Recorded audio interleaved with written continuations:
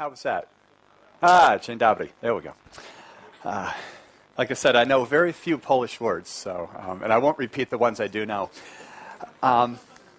So I love this talk. It's a lot of fun, and we still get to learn something during the course of it as well. So I've titled this Common Anti-Patterns. I recently wrote several chapters in a book, 97 Things Every Software Architect Should Know, from O'Reilly. And in there, I wrote about patterns as a communication vehicle for us.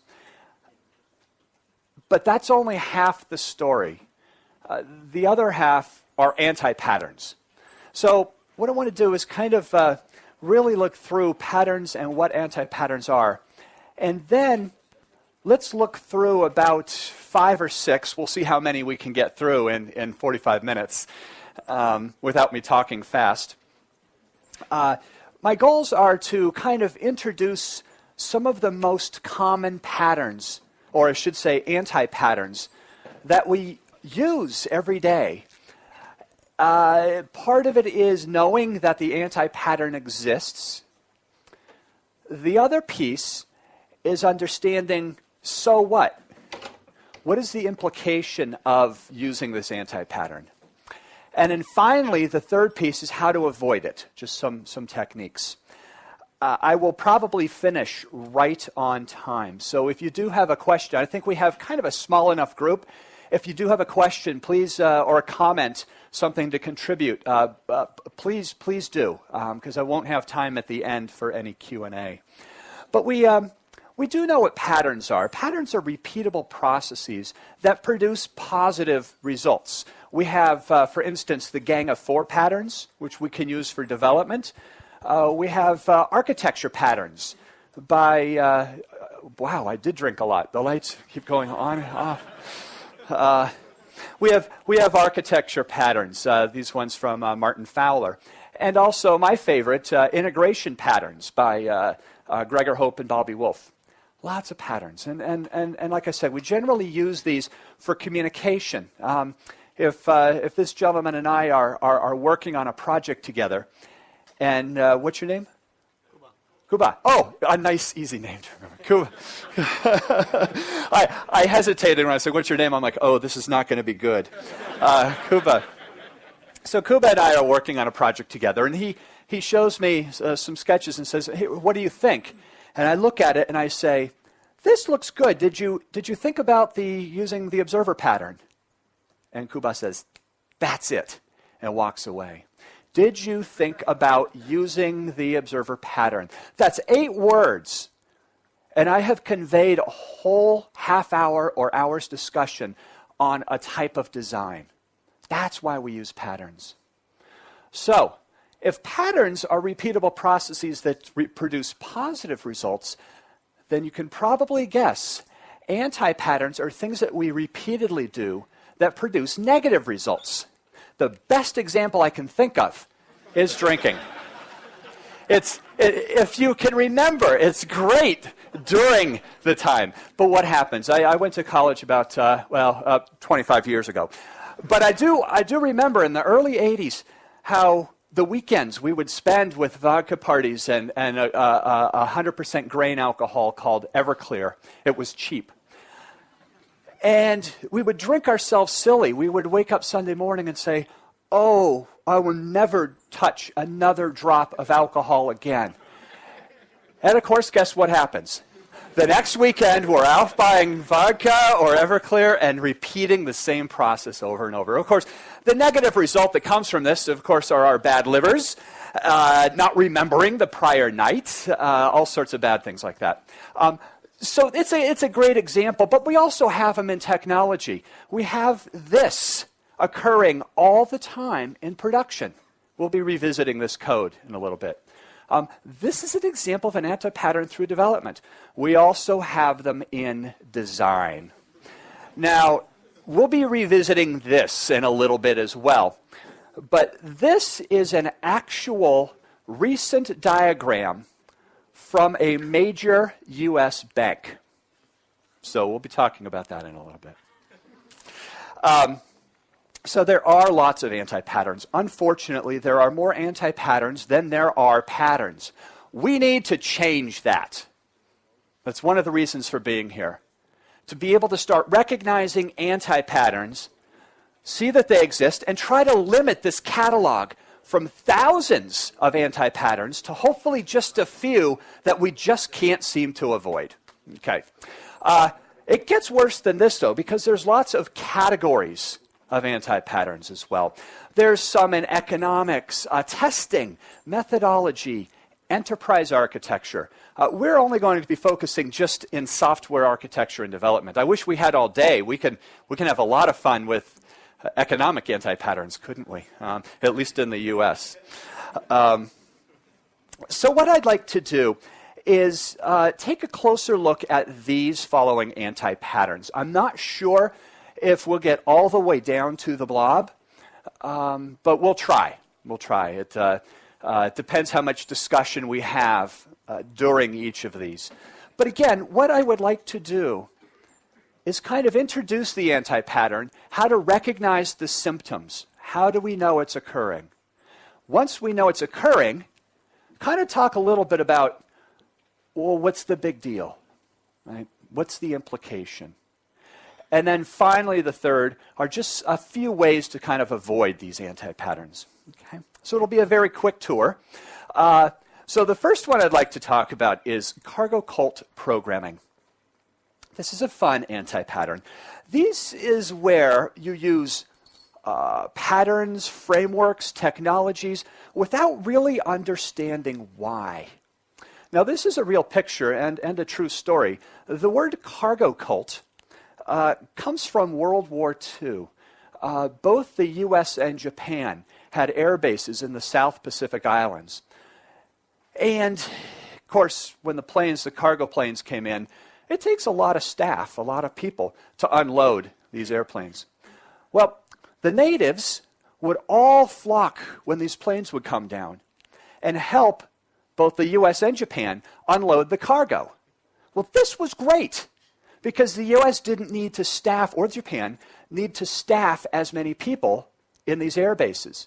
In exchange, the natives of these islands got food, clothing, medicine, supplies that they otherwise wouldn't have.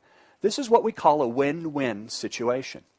But of course we know the war ended, and both the US and Japan both closed down those air bases.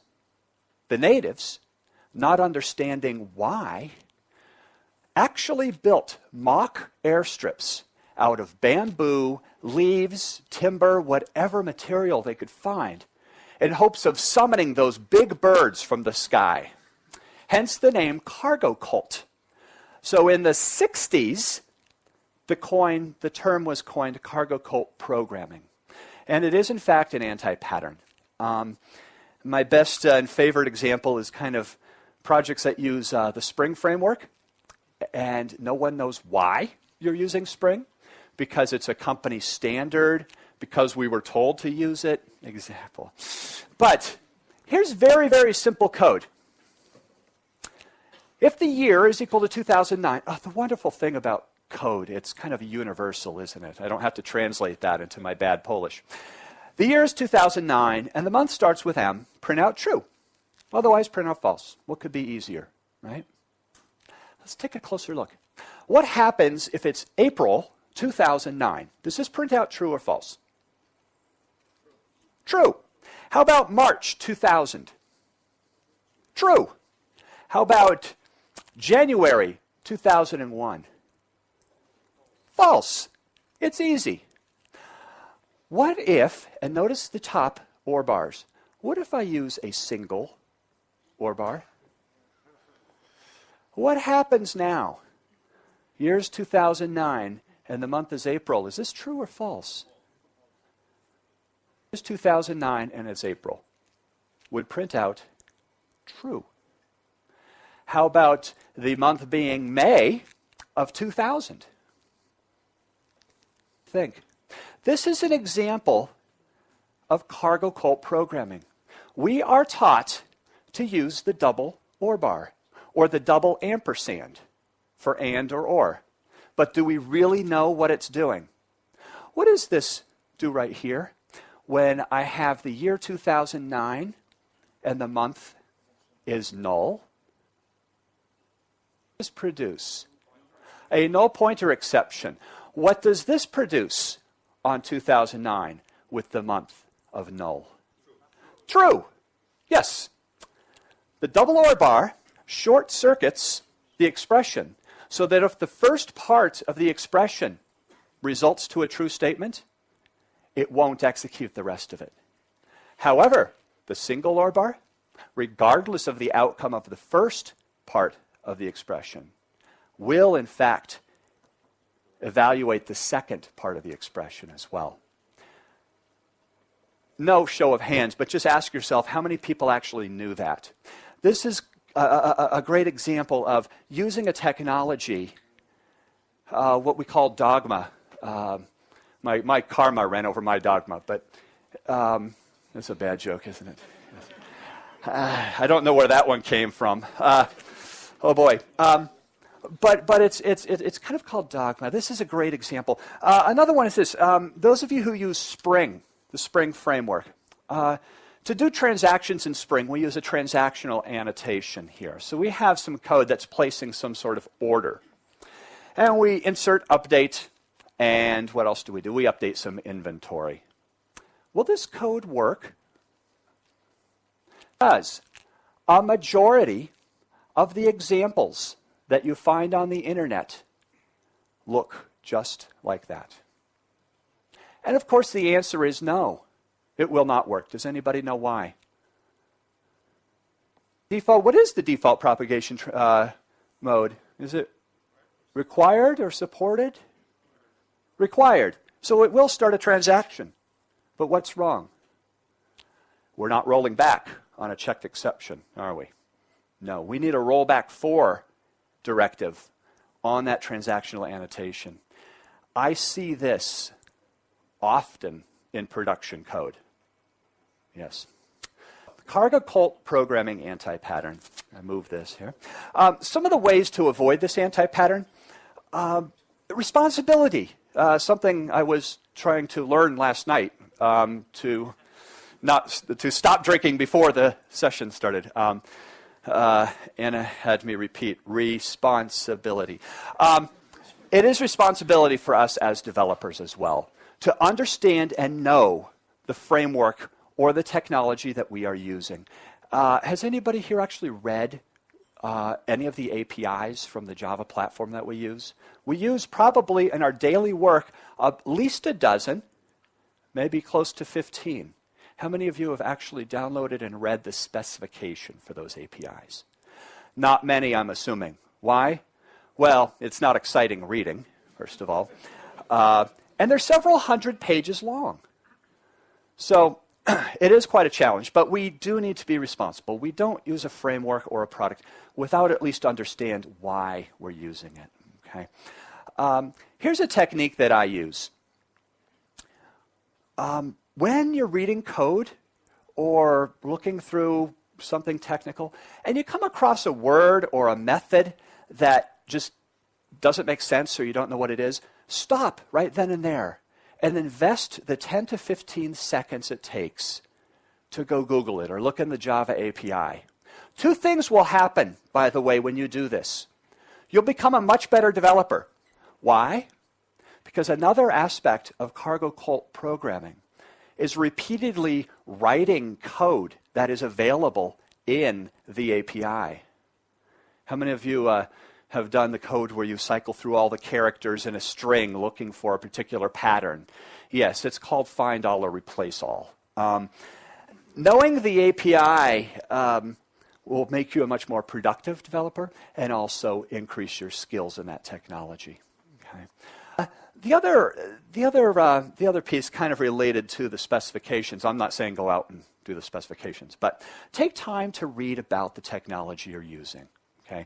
But probably most important, we have a term in the US, and it's called RTFM.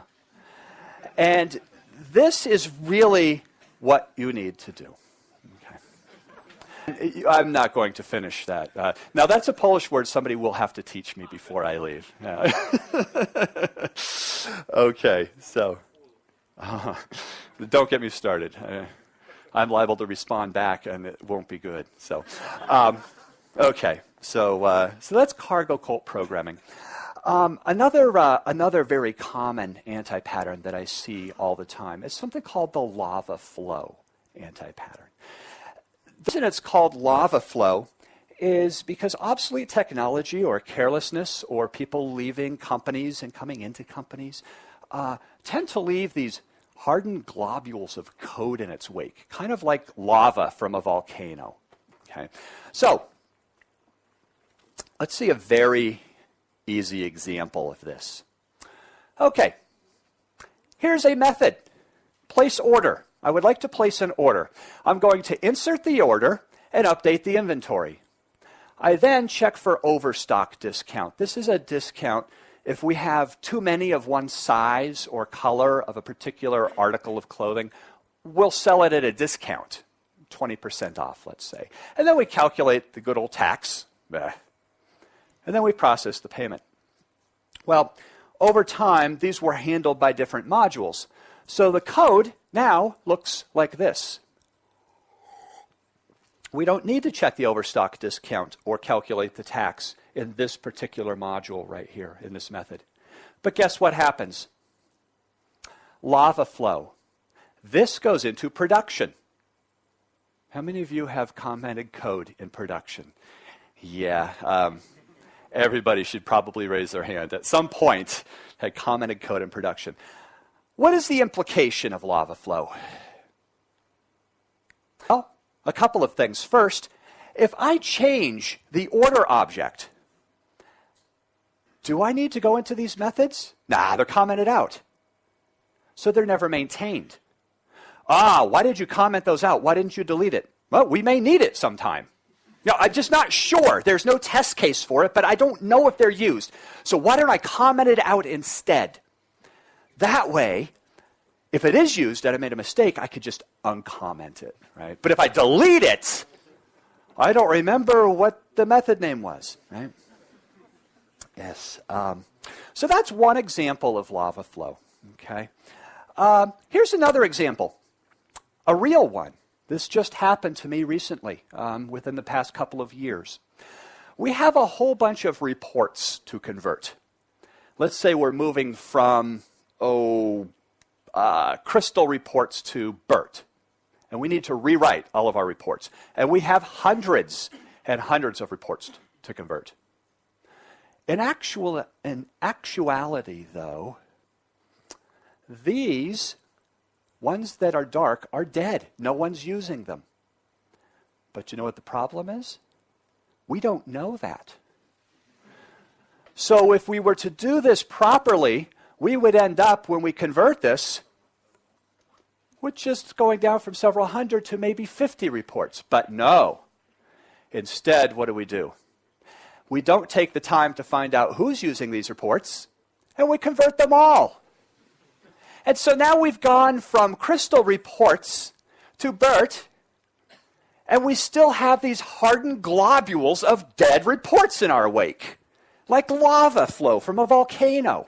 And the next time we convert, we'll continue to do this forever and ever. So this particular client I was at had a very unique solution to solving this problem. They knew some of these reports were needed for regulatory reasons and for law, but others, they weren't sure if they were used. So you know what they did? They turned them off and waited for somebody to complain. A unique solution, true.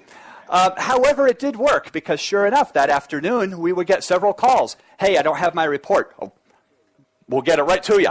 Check that one off. Right? After several weeks, if no one complained, we didn't convert the report. So it's one solution for this. Okay. So this kind of manifests itself in several means. Okay.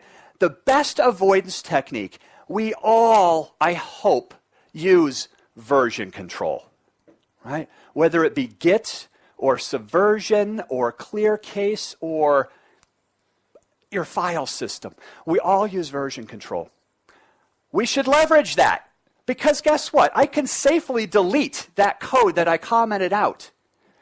All of a sudden, 3 weeks later, oops, why are those tests failing? Well, because we're not calculating tax. Oops. Well, I can go back in the versions and pull that back. There's no need to comment out code. Okay, so we should leverage version control for what it's used for. Okay. The other one, test-driven development, what we call TDD, with full regression tests and code coverage is a great way of helping to avoid this anti-pattern. The reason, if I have a public method and I have no test case for it, do I need that public method then? It's a great way of finding dead code. Okay? And if I do the research and find I do need it, I write that unit test case. Okay? So it's another technique. Another one is to leverage things like Aviosto or Eclipse that actually can detect dead code in your system.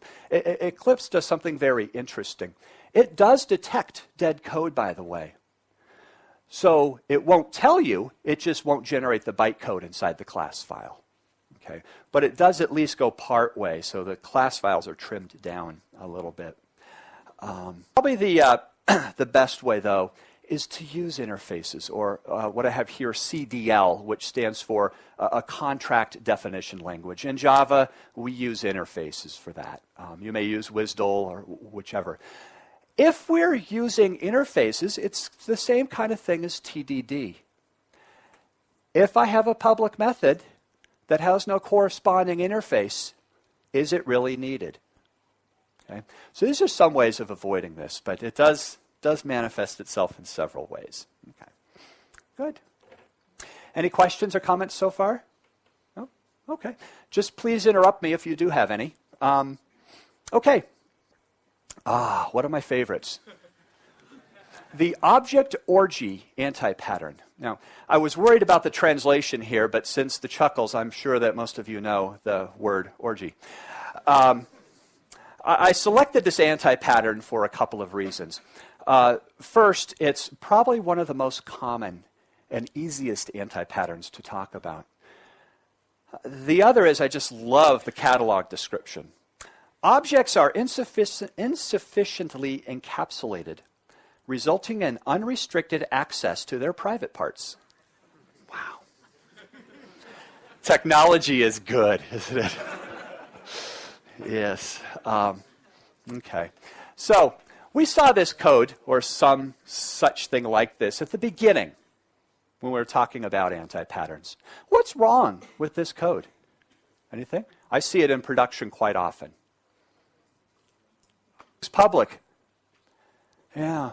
So this is that E part of encapsulation part of kind of the object-oriented development, kind of polymorphism, encapsulation, inheritance kind of thing. But who cares? What's the big deal? Why is this so bad?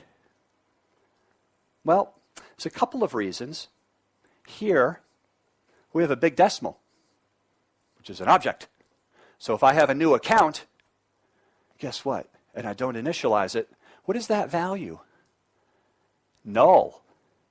So if I do a get balance, or if I just simply access balance and try to add 10 to it, I can't because it's already null. So what's the fix? It's very simple. We take the 10 seconds that it takes to right mouse button click, source, generate getters and setters. Wow, that takes such a long time. So what we do is we encapsulate the access to say, hey, for get balance and also for set balance, I can check to see if the balance is null. Because here's the problem. I have 20 other methods that are using this, and I keep getting no pointer exceptions. So in all 20 of those areas of my application, I have try-catch blocks around there. And the craziness continues. So, does this look good? Why?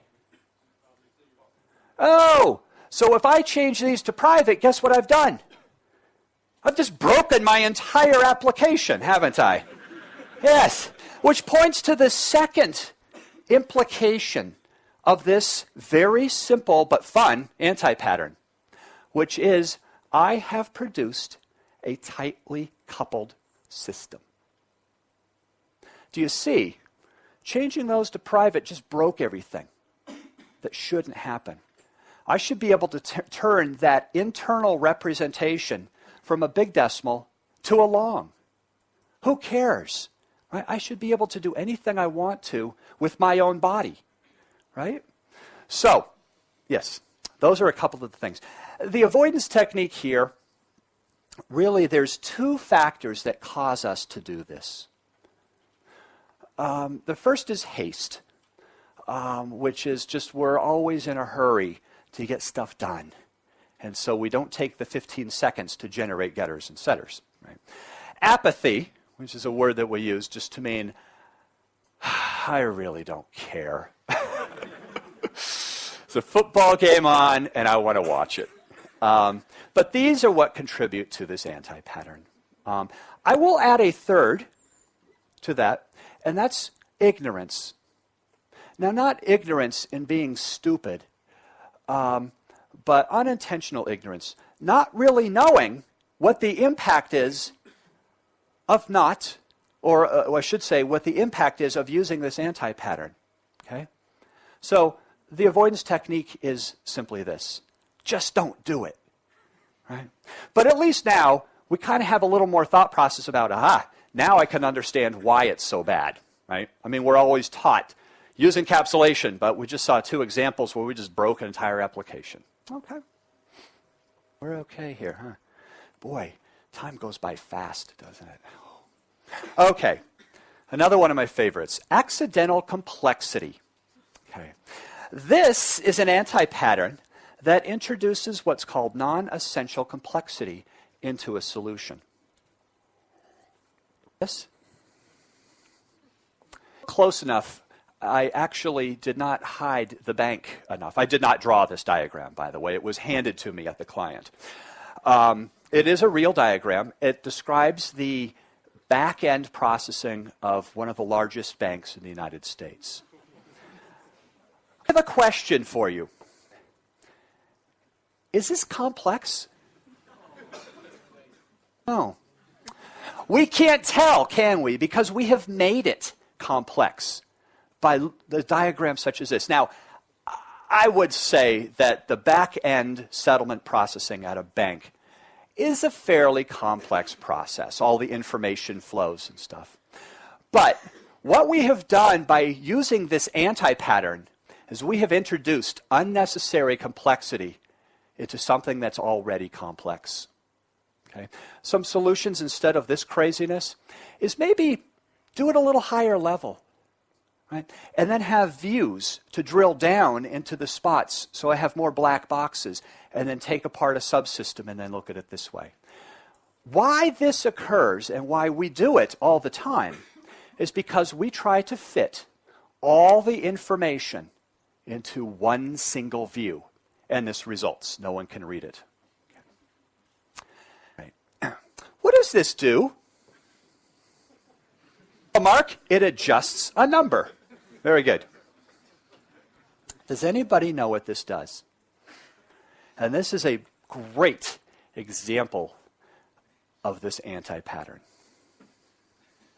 Stop. Guys and girls, this is 2 lines of code. Come on. We're Java developers, right? Okay.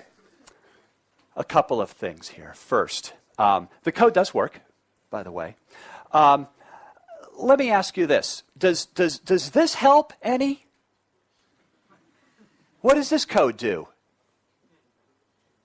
Look at the title, double if even. So my guess is this code, if x mod 2 equals 0, I double it, which means if the number's even, I double it, otherwise I just return the number. How long did it take me to read that code? Oh, about 5 seconds, right? Guess what? These two do the exact same thing.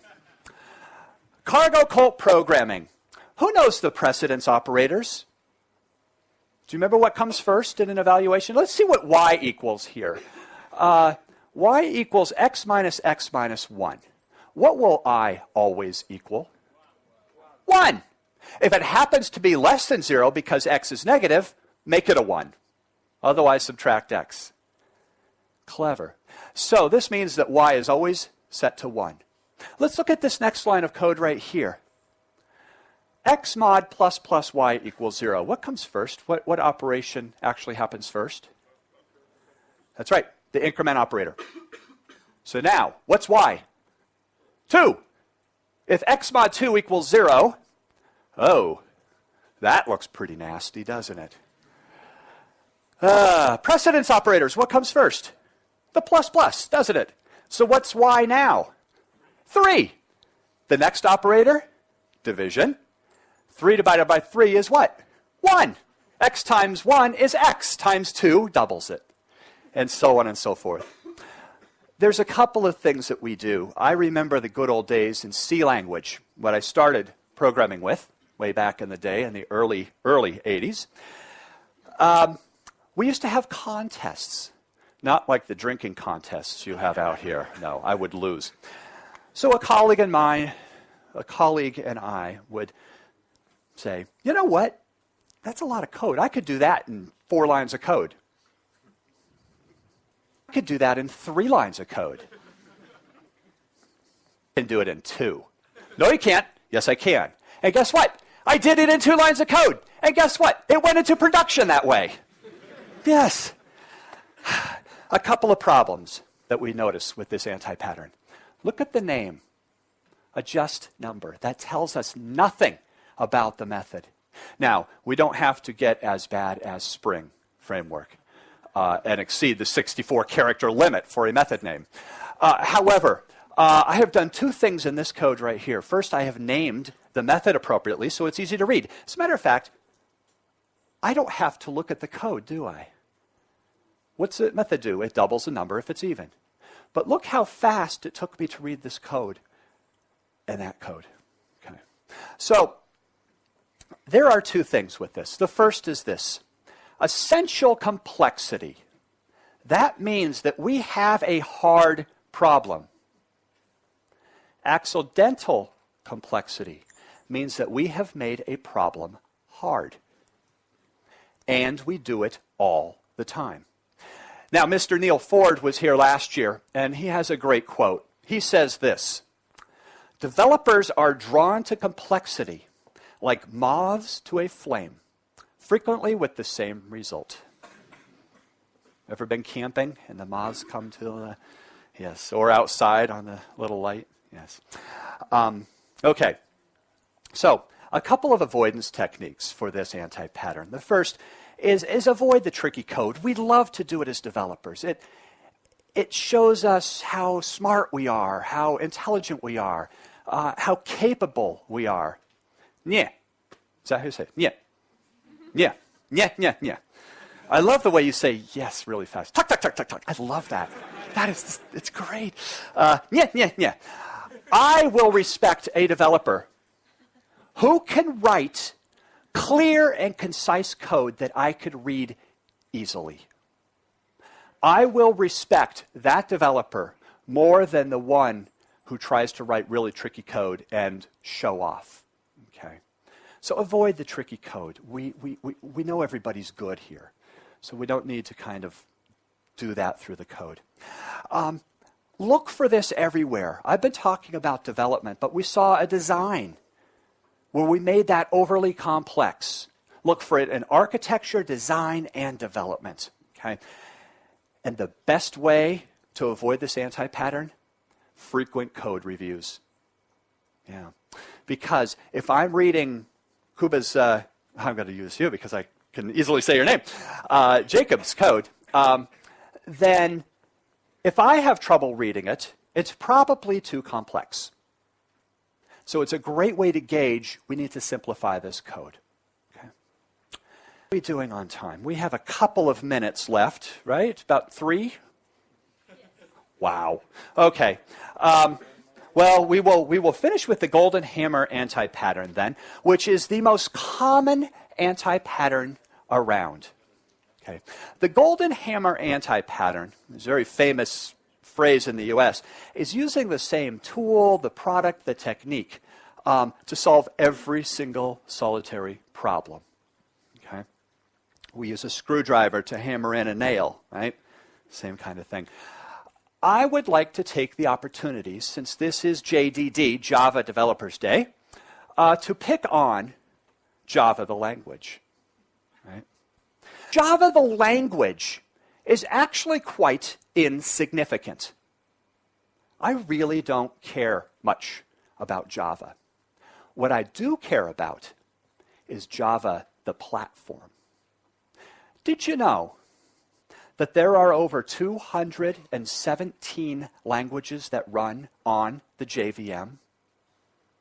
For example, this morning we coded in Groovy.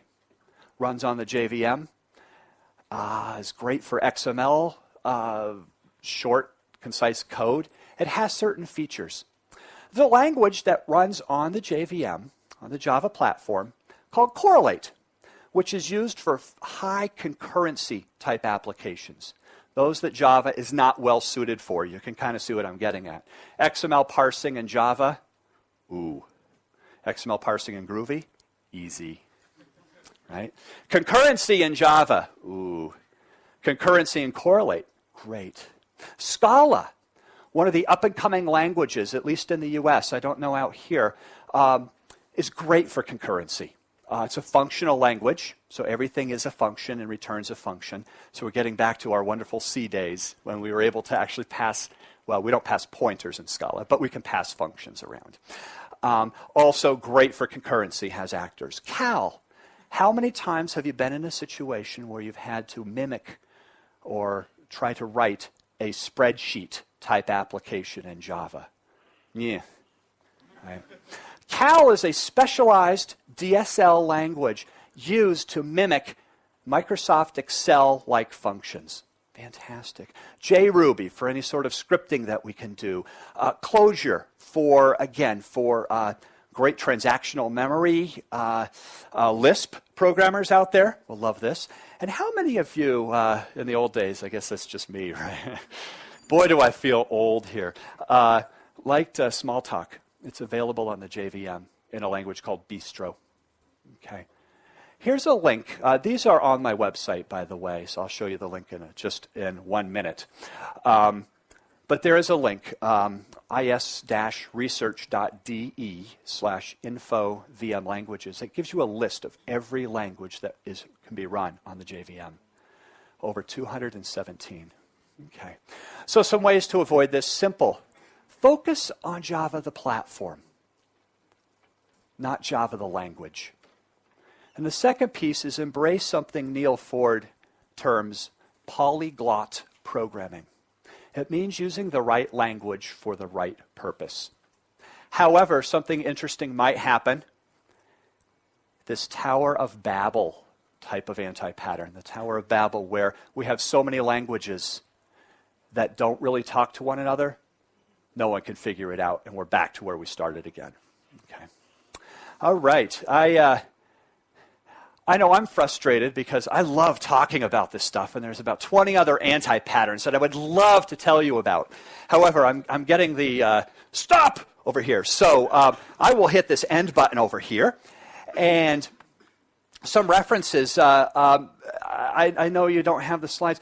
wmrichards.com/slides, and you can download every one of the slides that I've had today, plus some source code, all that. And there's a whole bunch of links to various anti-patterns catalogs. So again, my goal here was really just to kind of have some fun, learn a little bit, and see this other world that's equally as important as patterns, and those are anti-patterns. So, anyways, dziękuję. Okay.